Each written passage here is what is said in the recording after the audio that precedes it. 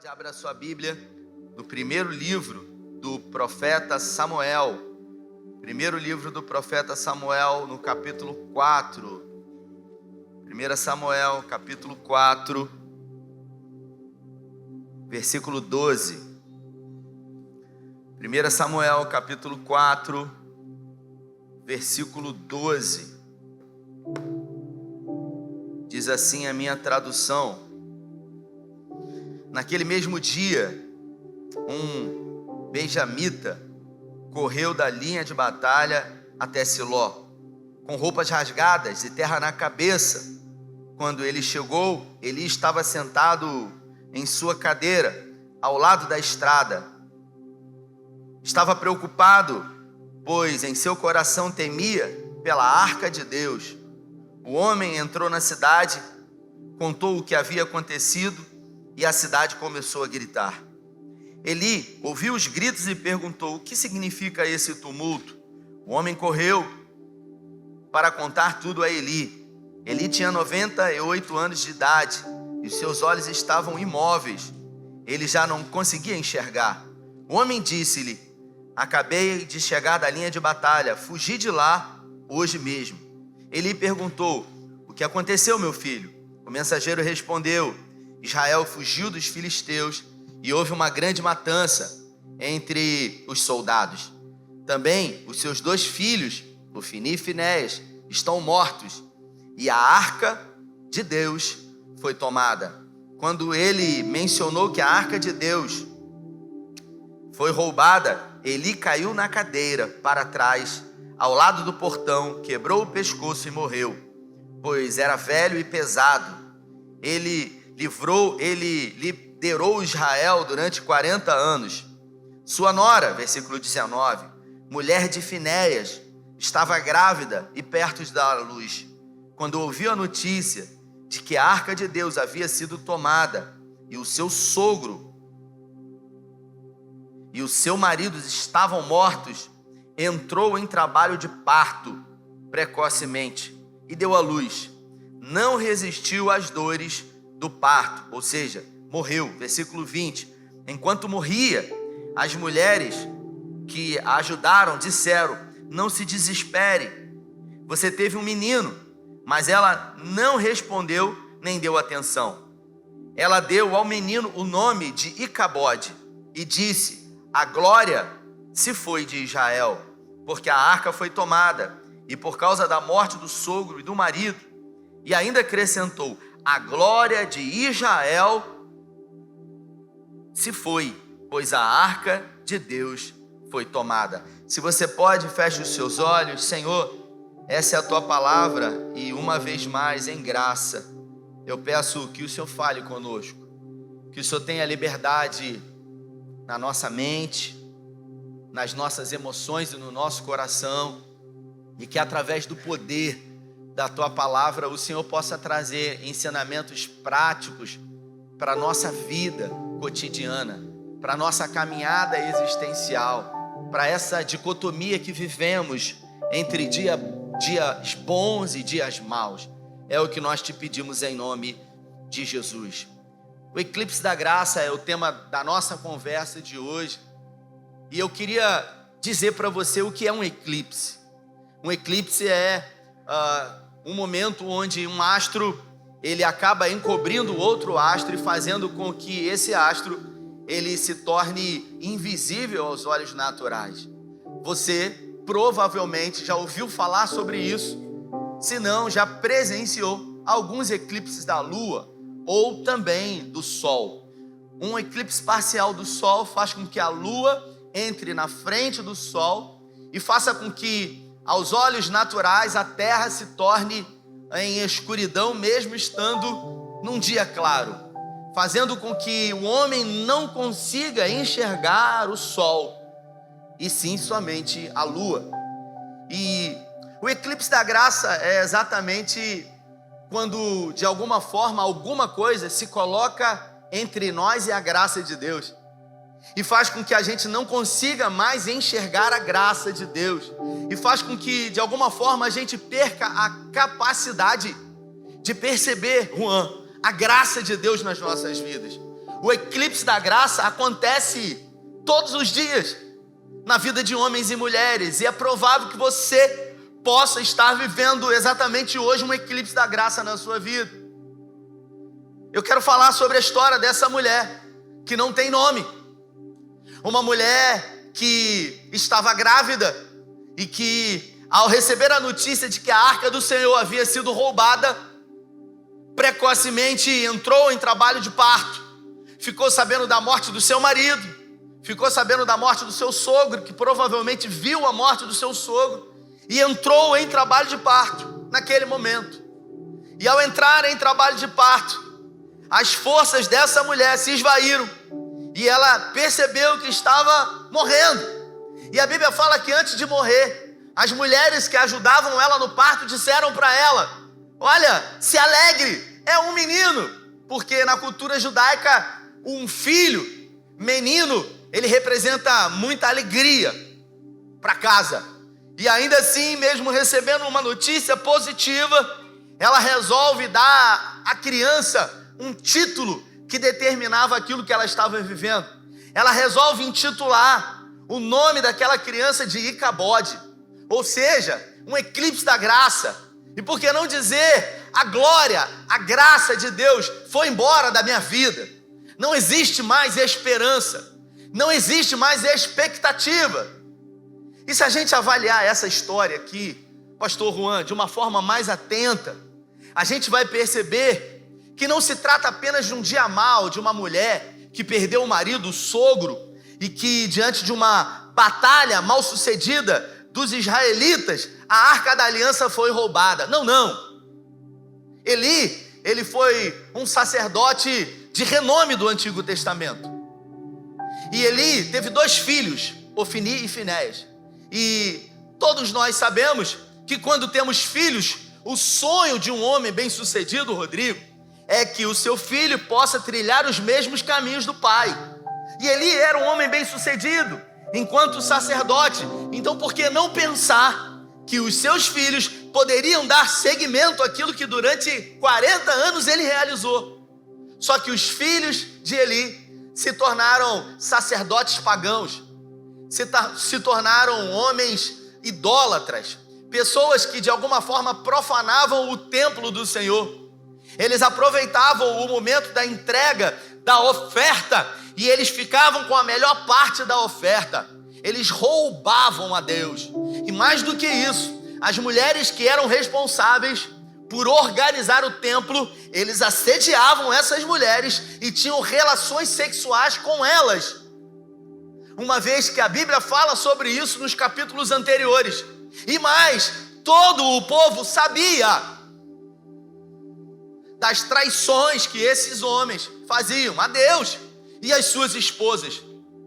Uma vez que ele foi advertido sobre isso, sobre não repreender os seus filhos diante das práticas pecaminosas. E Eli chamava os filhos e dizia para eles: vocês não podem fazer isso, meus meninos.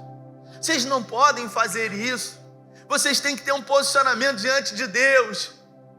Se o povo todo sabia, essa mulher que gritou Icabode também sabia que o seu marido tinha relações sexuais com outras mulheres. E provavelmente isso era motivo de dor, de tristeza, de sofrimento para ela. E agora ela grávida, nutria no seu ventre a expectativa de uma mudança de vida.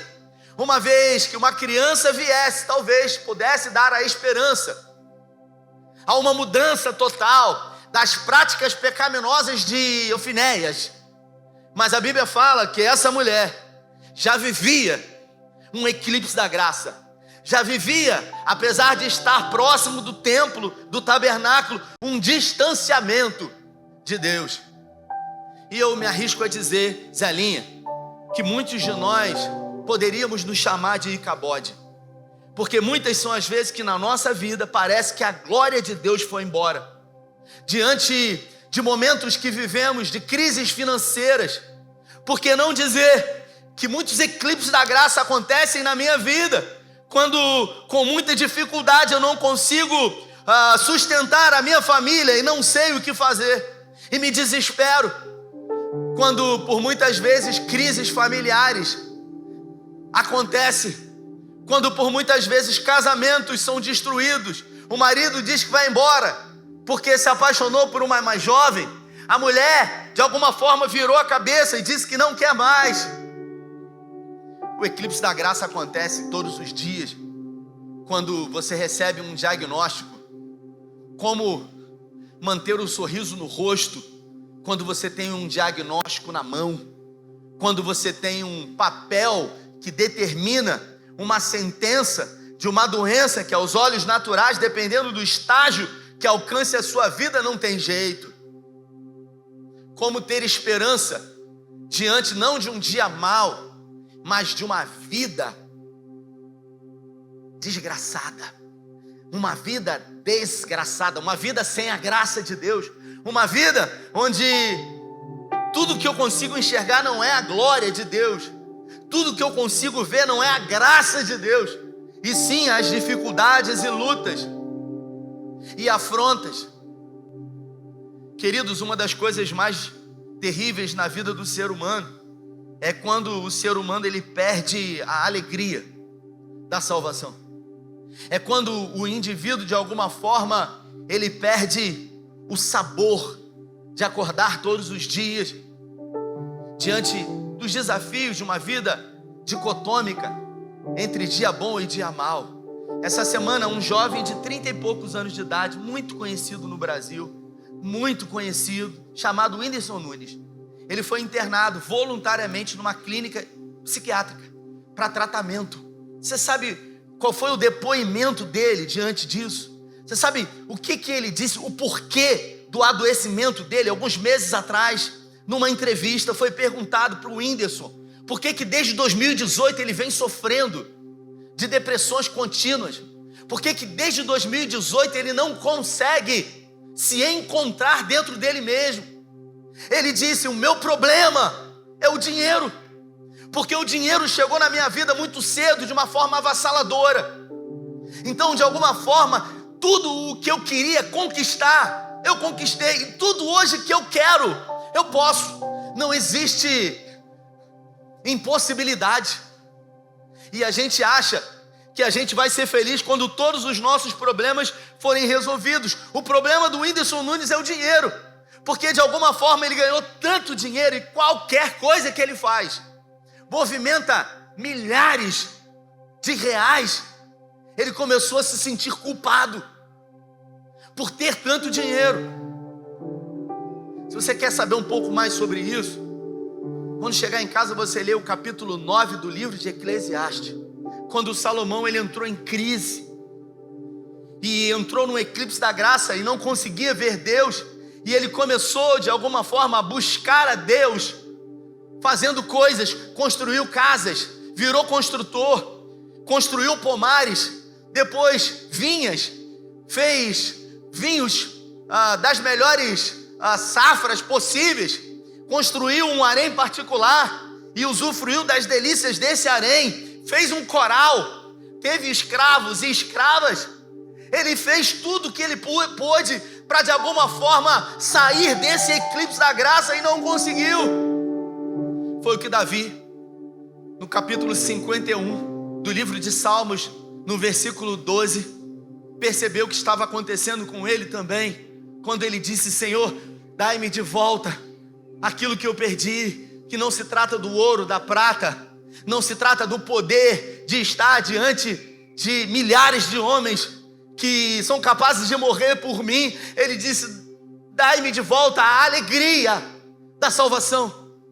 E é exatamente nesse momento que a gente pode chamar o eclipse da graça de uma doença contemporânea chamada depressão, que atinge a vida de milhares e milhares de pessoas. A gente acha que a depressão, ou que pessoas depressivas são pessoas que se matam ou estão dentro do quarto trancadas.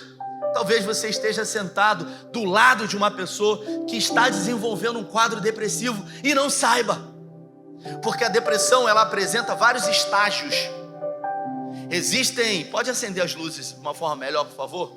Existem pessoas que são depressivos funcionais, pessoas que apesar de estarem depressivas continuam funcionando aí, até que em algum momento essas pessoas param de ser funcionais. O Whindersson, ele parou. E aí, se você olhar para a vida desse menino, ele começou a tentar de tudo de uma forma desesperada, pedindo ajuda, fazendo tatuagem na cara, no olho, no pescoço, no ouvido, botando brinco em tudo quanto é lugar. Começou a ter luta de boxe, começou a fazer coisas que nunca havia feito na vida, em busca de uma saciedade, em busca de alguma forma de um encontro com a graça de Deus. Não, é lá em cima lá, pode apagar aí, por favor, pode apagar. Em busca de um encontro com a graça que havia sido perdido por ele. E a gente acaba percebendo, querido, que foi exatamente o que aconteceu com essa mulher, quando ela gritou e disse cabode, a glória de Deus foi embora. É quando, de alguma forma, o toque de Midas, ao contrário, acontece na nossa vida. A gente vive a vida inteira tentando encontrar esse toque que vai fazer com que um negócio dê certo, com que a nossa vida possa mudar. Só que a gente vive uma vida inteira e a gente nunca para de pagar boleto. Uma dica para você: procura separar o par do ímpar ou o macho da fêmea. Se botar junto, eles vão procriando, eles não criam. É doideira, é doideira. Lá em casa eu separo numa caixa o macho, numa caixa a fêmea. Se botar junto já era. Parece aquele iogurte que você faz. Você bota lá na água morna, você vai ver no outro dia aquilo está chapado. Aí você bota numa outra vasilha, o negócio vai se multiplicando de uma forma avassaladora. Foi o que aconteceu com essa mulher, desesperada, de tanto já sofrer diante de uma vida pragmatizada, por ter um marido que se relacionava com tudo quanto é mulher, por ter um marido que não levava a sério o chamado, o sacerdócio que Deus havia dado ao pai dele e agora na vida dele. E agora, diante disso, a coisa mais que representava como mais importância na vida do povo de Deus, a Arca da Aliança. Nós estamos falando de um momento da história, 1100 anos antes de Jesus. Os filisteus, Israel vivia em guerra contra o reino do norte, contra o reino do sul e também contra os seus inimigos. Só que agora os filisteus vieram contra Israel. Só que Israel havia se afastado do Senhor. Israel, de alguma forma, havia saído, sabe? Deixado Deus de lado. E a Bíblia fala que eles foram lutar contra os filisteus, se enfileiraram e passaram uma grande vergonha e foram embora. E quando chegaram em Jerusalém, diante de muitos homens mortos, eles disseram: só tem um jeito, a gente levar a presença de Deus. Se a gente levar a presença de Deus, a gente vai ter vitória. É o que a gente às vezes se torna. Nós nos tornamos, queridos, místicos, porque a gente acha que se fizer isso, se fizer aquilo outro, vai acontecer. Nós somos místicos. Um dia que eu preguei aqui, quando estava aquele palco aqui, e eu falei, nós somos místicos,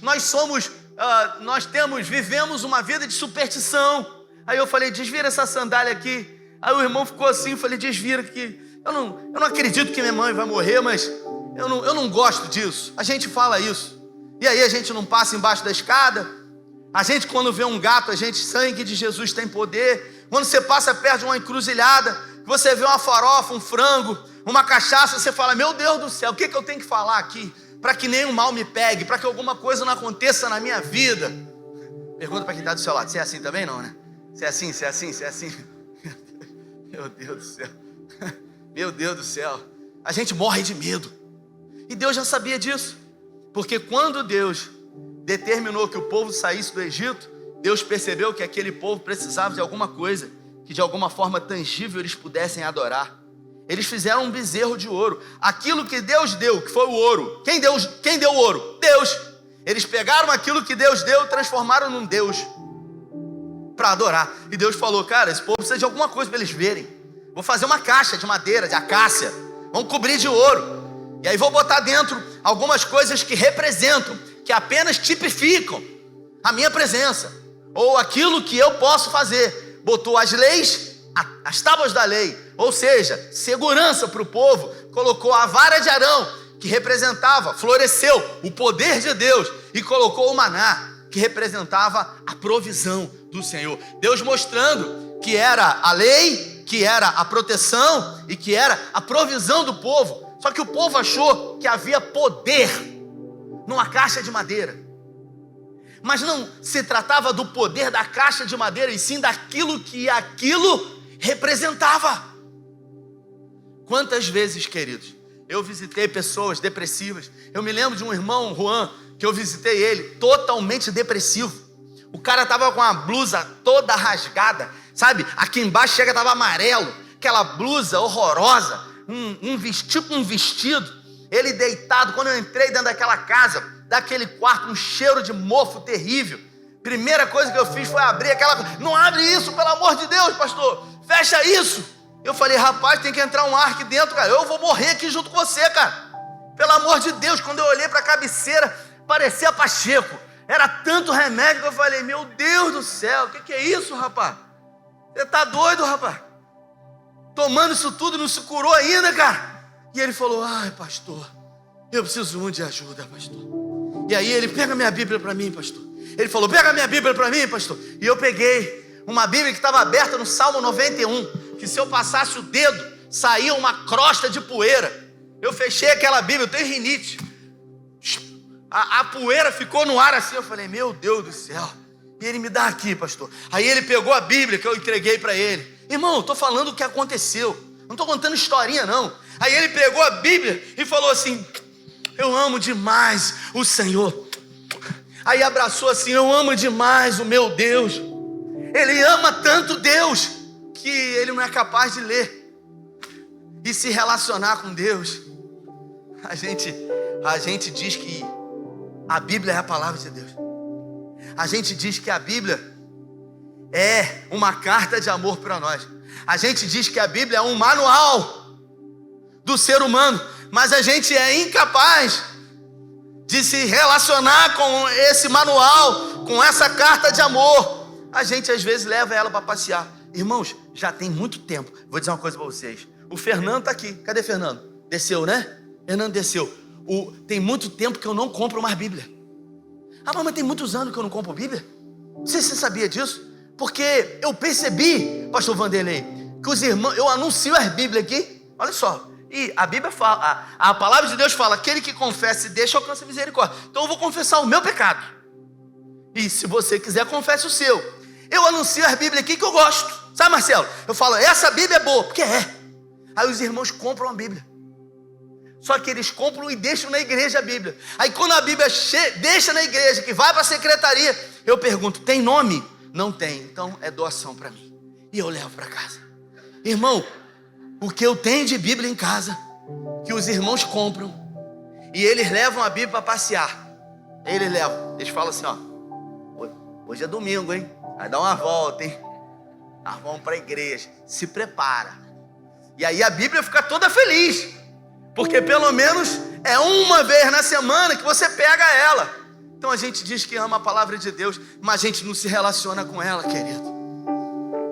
E não é só quando a gente está em pecado que o eclipse da graça acontece na nossa vida.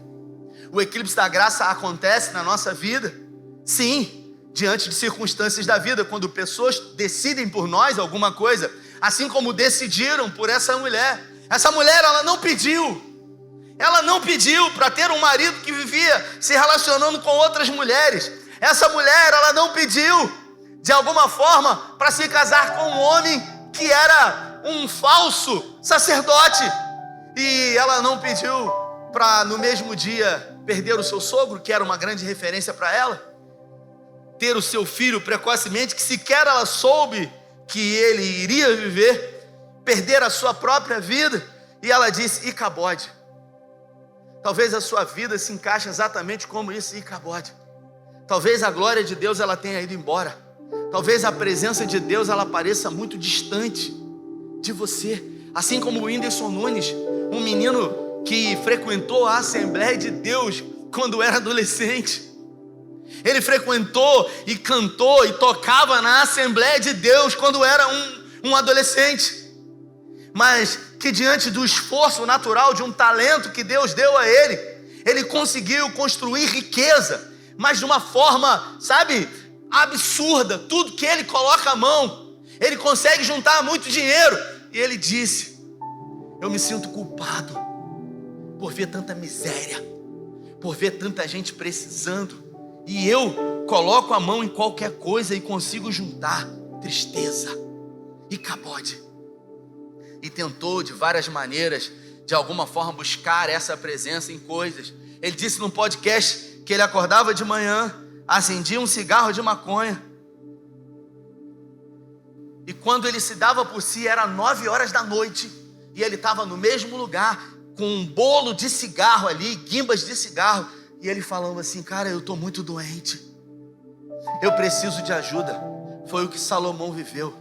Você que vive correndo atrás do dinheiro e acha que o dinheiro é a solução para todos os seus problemas, as pessoas que tiveram esse dinheiro, elas não conseguiram ter saciedade na sua vida. E eu não estou fazendo uma apologia dizendo que ter dinheiro é uma coisa ruim. No outro dia eu assisti uma mensagem do Cláudio Duarte, que ele falou que foi andar de lancha, foi pregar em algum lugar, no litoral. Aí o irmão chamou ele para andar de lancha, botou ele na proa, e aí o irmão acelerou, falou: senta lá na frente, pastor. Pegou o manche e acelerou. A lancha começou, ele disse que a peruca dele quase voou, cara. E ele ficou lá. Aí o irmão falou: gostou, pastor? Rapaz, eu gostei demais. Ele falou: meu jet ski tá aí, quer dar uma volta? Ele falou: quero. Aí ele começou a andar aquela moto aquática para um lado, para o outro, para um lado, para o outro. Ele falou: quanto custa um negócio desse aqui? Aí ele falou: rapaz, vou comprar um negócio desse para mim, cara. Isso aqui é maravilhoso. Aí chegou na casa dele, ele mora lá em Xerém. Chegou na casa dele e falou assim: fulana, a esposa dele, vou comprar um jet ski para mim. Aí ela falou assim: ô Cláudio, a gente mora em Xerém, você vai usar essa onde? Ele falou assim: é verdade, cara. A gente acaba percebendo, querido, que a vida precisa ser dicotômica. Ela precisa ter nela o dia bom e o dia mau. Nós precisamos aprender a lidar com a possibilidade e com a impossibilidade. E apesar do dia bom, do dia mau, do monte, do vale, da vitória, da derrota, nós precisamos manifestar a glória de Deus a despeito disso. Porque dependendo da forma como você reage, aquilo que acontece na sua vida vai determinar se você é ou não um testemunho vivo de Deus. Porque dizer que Deus é bom quando tudo está bom é fácil. O difícil é dizer que Deus é bom quando a gente perde alguém que a gente muito ama. E a gente pergunta para Deus: por que isso está acontecendo na minha vida? É difícil dizer que Deus é bom quando a gente recebe um diagnóstico no câncer. Teve um irmão aqui da igreja, o pai dele, que era a maior referência na vida dele, foi diagnosticado com câncer na boca. O pai não queria saber de Deus, de igreja, e ele ficou desesperado, que ele queria que o pai dele fosse salvo. Me chamou: Fonseca, preciso que você vá fazer uma visita ao meu pai, porque se você for lá, meu pai vai se converter, porque agora ele está com câncer na boca. É a história. Deus mandou várias redes, cercou o arrastão, mas ele fugiu, ele pulava. Mas agora as pessoas acham: Deus mandou o anzol, e aí o anzol dói, pega no olho, pega na boca. Tem pessoas que acham que Deus é esse Deus que joga a rede e depois joga o anzol. Olha, cuidado com o anzol, hein? Aquela coisa. Os antigos sabem aí. E eu fui lá, e eu falei para ele: vamos lá visitar, lá no Jardim Esperança. E a gente foi entrando. Tinha uma boca de fumo na esquina da casa dele, um cara queimando uma pedra de crack. E eu falei: rapaz, tem uma boca aqui. Ele falou: os meninos aí, cara, estão se perdendo aqui. Eles ficam fumando crack aqui de manhã, de tarde, de noite. E aí eu fui entrando. Quando a gente entrou na casa, ele estava lá, tinha feito a primeira cirurgia, a segunda cirurgia marcada, e os médicos dizendo: vai ter que arrancar a língua. E ele estava desesperado, porque ele ia ser impossibilitado de falar. O filho estava desesperado, o pai desesperado, mas o filho estava com esperança que agora o pai ia se converter, porque ele ia perder a língua. Eu falei: cara, é uma covardia. É uma covardia agora que o cara está nessa situação, o cara entregar para Deus o resto. O que é o resto? Se não for ainda de coração. O cara vai se entregar a Deus porque não tem mais nada para fazer. E eu fiz uma pergunta para ele. Falei para ele: eu fico me perguntando se Deus é justo mesmo. Falei para ele: Ficam me perguntando se Deus é justo. Sabe por quê? Porque na esquina aqui eu vi uns meninos fumando crack. E eles não querem viver, pô. Esses caras não querem viver. O câncer tinha que estar na boca deles, não na boca do Senhor. Tudo bem que o Senhor fumou cigarro. E não tem a ver com pecado, tem a ver com consequência. Mas eu sou uma pessoa boa. E aí Deus permitiu que o câncer veio para a tua boca, não foi para a boca deles? Que estão queimando crack ali, todo dia. Estão queimando aquele negócio. Cara, será que Deus é bom mesmo? Aí eu falei, faz sentido isso, sim ou não? Ele abaixou a cabeça e começou a chorar na hora. O irmão me chamou para ir lá, já começou a se arrepender. Falou, meu Deus, chamei ele aqui para converter o meu pai. Aonde que vai parar essa conversa? E eu comecei, será que Deus é bom mesmo? Porque nós estamos diante de um eclipse da graça. A próxima cirurgia foi marcada, e estão dizendo que vou cortar a língua do Senhor. O Senhor não vai poder mais falar. Que Deus é esse que permitiu isso? E ele começou a chorar. E aí eu tive a oportunidade de conversar com alguém desarmado, que disse para mim, realmente, eu me faço essa pergunta, por que Deus permitiu que isso acontecesse na minha vida? Por que Deus permitiu que essa doença me alcançasse? Eu nunca fiz mal a ninguém, eu sempre fui um homem bom, tenho os meus defeitos, mas nunca de alguma forma desejei ou pratiquei o mal de uma outra pessoa. E aí a gente chegou no cerne principal, sobre causa e efeito, sobre aquilo que a gente imagina que é a vontade de Deus. O eclipse da graça acontece na nossa vida de uma forma mais inesperada possível, queridos. Eu tenho 46 anos de idade. Há 10 anos atrás, eu comecei a sentir uma dor aqui, nessa região aqui, ó. Nessa região aqui, do quadril. E como todo homem, mesmo com 36 anos de idade, eu não procurei o médico. Eu simplesmente tomei alguns medicamentos e continuei sentindo a dor. Continuei sentindo a dor. Até que um dia eu estava num lugar e eu estava conversando com uma pessoa, a gente estava andando e ele falou assim para mim, você tem algum problema na perna? Eu percebi que você puxa a perna. E eu falei, as pessoas estão percebendo que eu estou com um problema aqui há muito tempo. Eu fui no médico.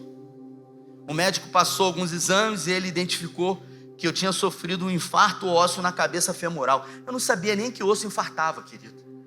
Mas diga para quem está do seu lado aí, osso infarta. Fica ligado.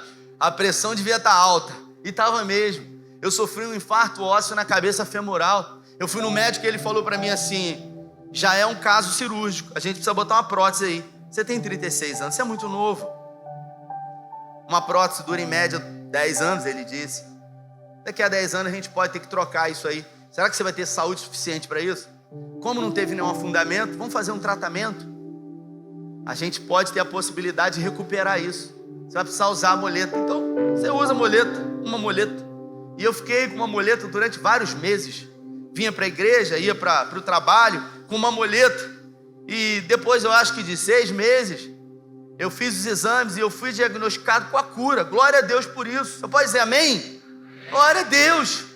Só que 1 ano depois eu comecei a sentir a dor do outro lado, porque eu forcei o outro lado. E o raio caiu 2 vezes no mesmo lugar. Eu fui no médico e ele falou assim, rapaz, agora você compensou aquela coisa de você compensar? E ele disse, aqui está pior, porque tem uma fissura. Não teve um afundamento ainda.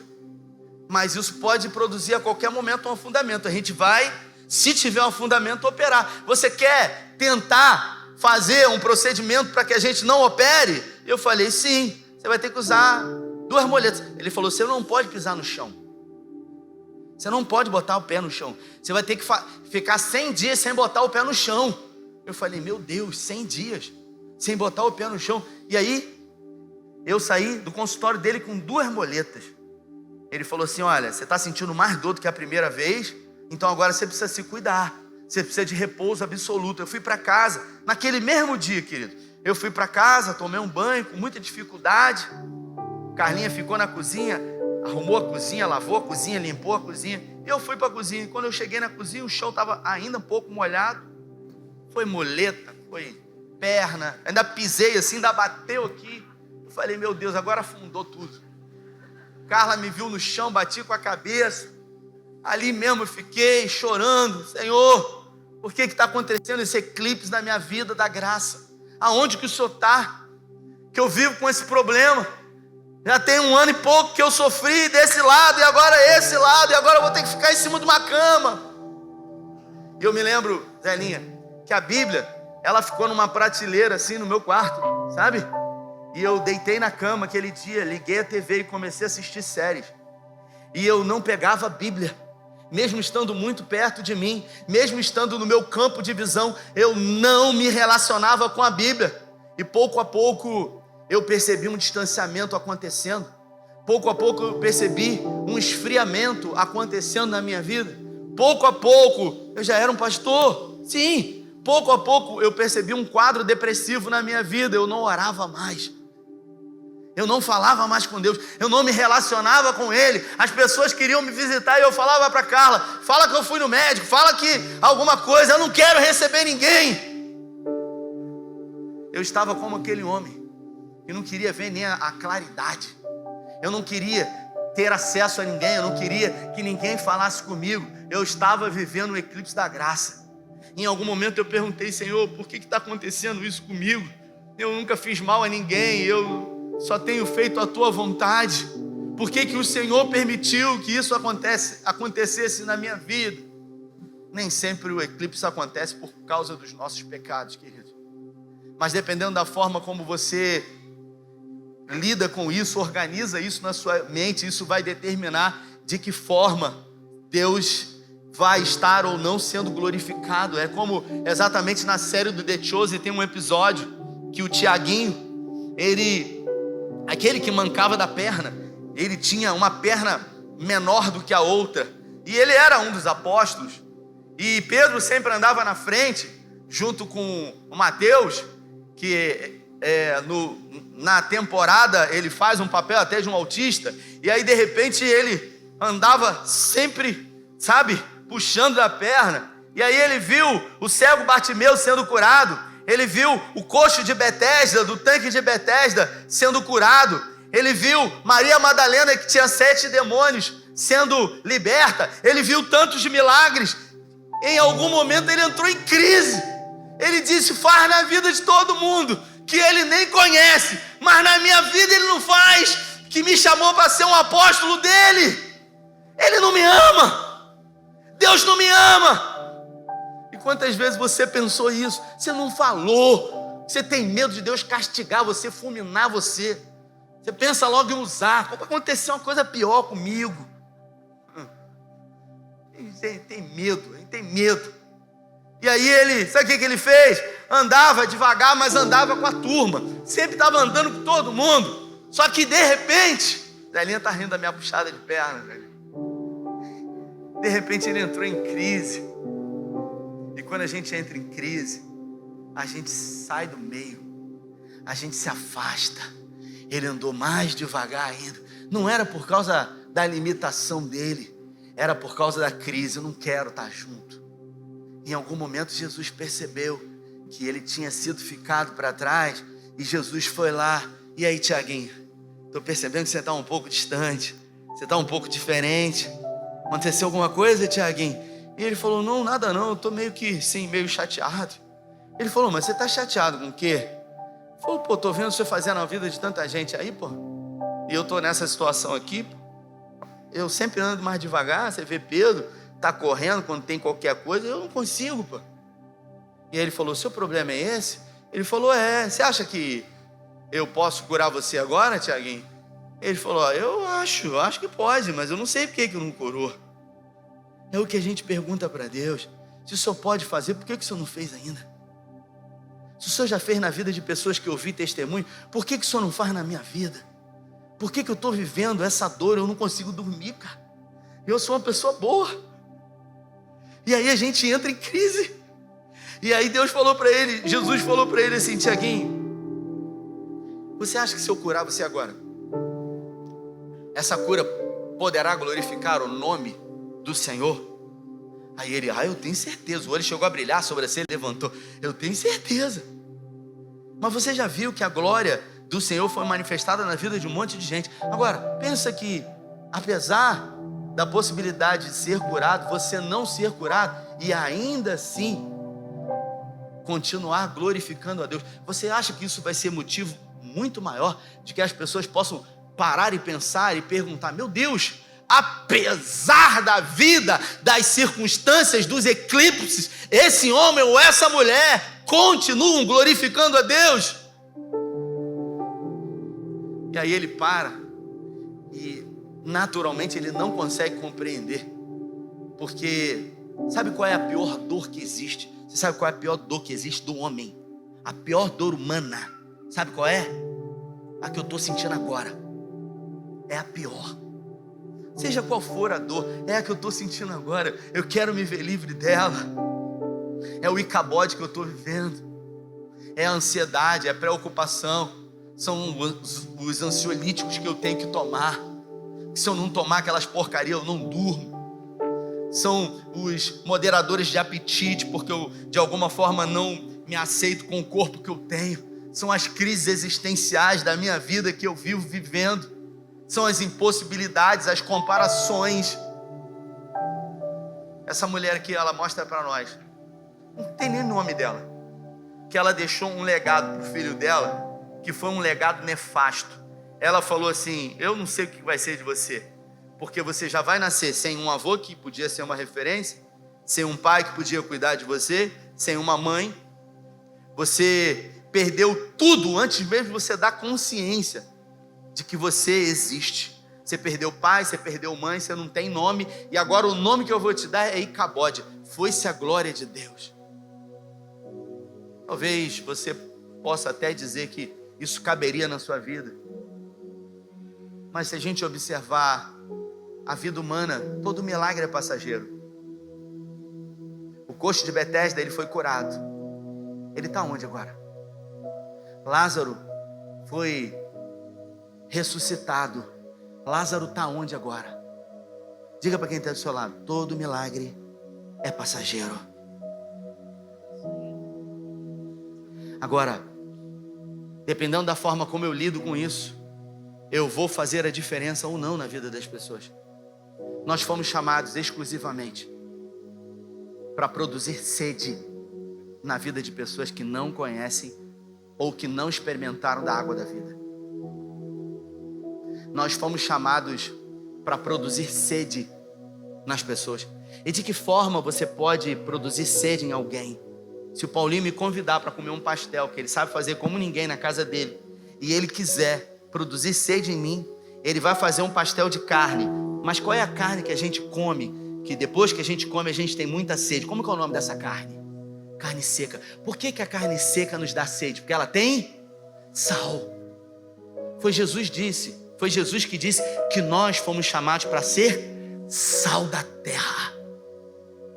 Você foi chamado para produzir sede nas pessoas, para que as pessoas, ao terem contato com você, sintam sede de uma água da vida, de um manancial. As lutas e dificuldades desse tempo presente jamais poderão se comparar com a glória que há de ser revelada a nós em Cristo Jesus. Isso aqui, irmão, faz parte. Eu falei quinta-feira, domingo passado, eu ficava de verdade, e eu não minto aqui, me gabando, porque apesar do sofrimento eu operei 6 vezes por rim. E eu falei: eu operei 6 vezes, eu falava com a boca cheia. Aí João falou para mim: quantas vezes? 6. Eu fiz 18 procedimentos. Eu falei: pô, meu irmão, pelo amor de Deus, cara. E como é que você está? E ele falou assim: eu estou no caminho, meu irmão. Eu estou no caminho, vivendo um eclipse de cada vez, mas entendendo que mesmo que eu não veja, Deus está comigo. Mesmo que eu não sinta, Deus está comigo. Mesmo que eu não perceba, Ele não me abandonou. Porque as lutas e dificuldades desse tempo presente, eu vou repetir, jamais poderão se comparar com a glória que há de ser revelada a nós em Cristo Jesus. Eu não estou dizendo que a gente tem que fazer uma apologia ao sofrimento, dizer: não, aqui a gente vai sofrer, mas quando chegar lá, não, eu estou dizendo para você, não importa o que você tenha, apesar do que você tenha, que da sua boca não saia outra coisa senão louvor, ou perfeito, ou sacrifício. Sacrifício é quando você tá ruim, cara, é sacrifício mesmo, eu vou dar para Ele. Agora, quando eu empresto a minha boca para o diabo, para me colocar no lugar de Deus e dizer, se eu estivesse no seu lugar, eu faria diferente.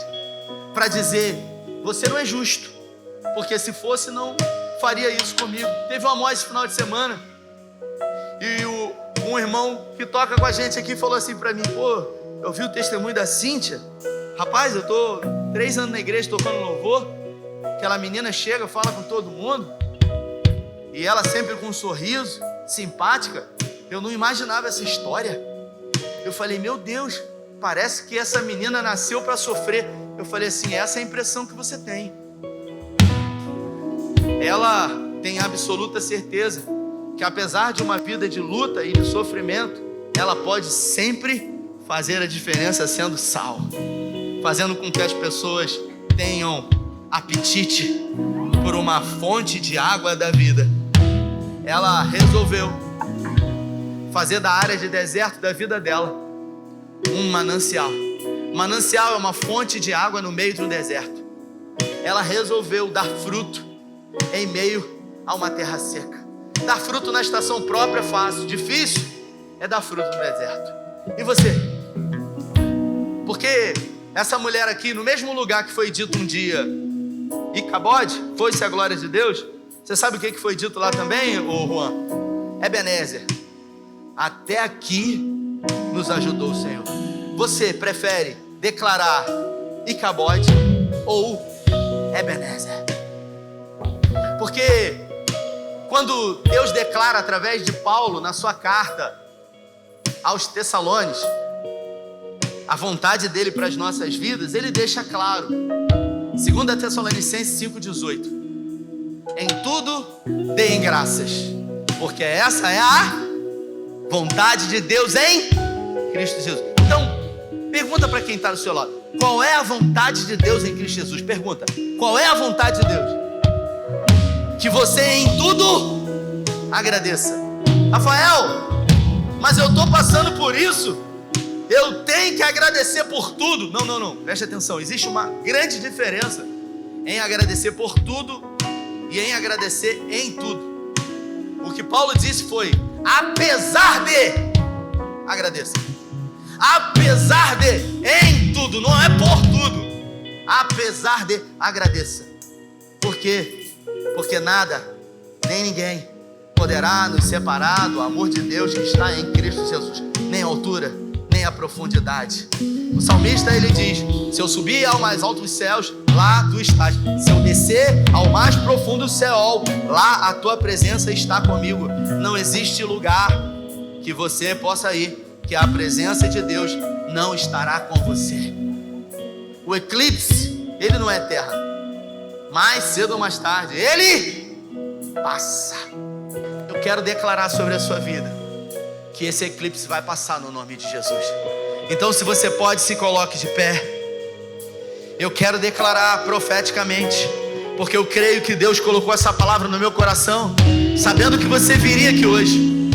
E não é para dizer para você que você tem que sofrer sorrindo, não. É para dizer para você que Deus não tem prazer no sofrimento humano, que Deus não tem prazer quando circunstâncias adversas acontecem na sua vida, mas que o poder dele se aperfeiçoa em meio à sua fraqueza. É exatamente quando você se sente fraco, vazio, esvaziado de si mesmo, dos seus eus, da vaidade, do orgulho, da altivez. Quando você está totalmente vazio, que ele enche você, transborda em você e abençoa as pessoas que estão à sua volta através de você. Eu declaro um transbordo de Deus agora. Eu declaro um derramar de graças sobre a sua vida. Eu declaro um renovo da parte de Deus. Eu declaro agora um derramar de graças sobre a sua vida. Eu declaro o eclipse da graça sendo encerrado sobre a sua vida, sobre a sua casa, sobre a sua família, sobre as circunstâncias difíceis que você tem vivido. Se você pode, levante suas mãos aos céus e faça a sua oração diante do Deus da sua vida. Se essa palavra alcançou o seu coração em graça, se foi com você que o Espírito Santo falava, coloque sua mão no coração. Pai, no nome de Jesus, nós pedimos um renovo da parte do Senhor. porque para muitas pessoas aqui tem sido muito difícil. Tem sido tão difícil que às vezes parece ser além das nossas próprias forças naturais. Mas a tua palavra diz que fiel é o Senhor, que quando permite ou produz a tribulação, sempre também envia o escape. Nós pedimos nessa noite que o escape venha da parte do Senhor sobre a vida de homens e mulheres aqui que têm vivido momentos tensionados, de lutas financeiras, de guerras na mente, de assombros, que têm vivido medos, que têm se encontrado em prisões existenciais, que têm sido dependentes de medicamento por uma fragilidade natural, circunstancial. Pai, no nome de Jesus, envia escape da parte do Senhor. Envia, Senhor, livramento. Renova as forças dos teus filhos.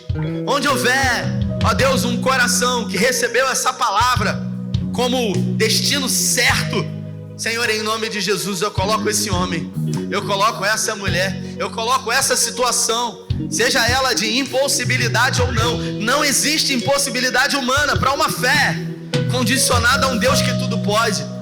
Operando o Senhor, quem impedirá? Quem poderá se levantar contra o braço forte do Senhor? Quando o Senhor diz haja, ninguém pode impedir. Operando Deus, quem pode impedir? Eu declaro haja na vida de homens e mulheres. Se você tem alguma enfermidade no seu corpo, coloca a mão agora nesse lugar. Se é com alguém que talvez você conheça, coloca a mão no seu coração. Nós vamos orar por cura agora, porque não existe impossibilidade diante de um ambiente de fé. Assim como qualquer coisa para ser criada precisa de uma matéria-prima, a fé é a matéria-prima para o milagre. A crise, ela sempre vai anteceder um momento bom. Na vida, dificuldades podem ser enxergadas como possibilidades, como oportunidades. Milagres são palcos para a glória de Deus, e eu quero crer com toda a minha força que essa enfermidade pode ser um palco para a manifestação da glória de Deus hoje, não é amanhã nem depois, hoje, agora, na sua vida.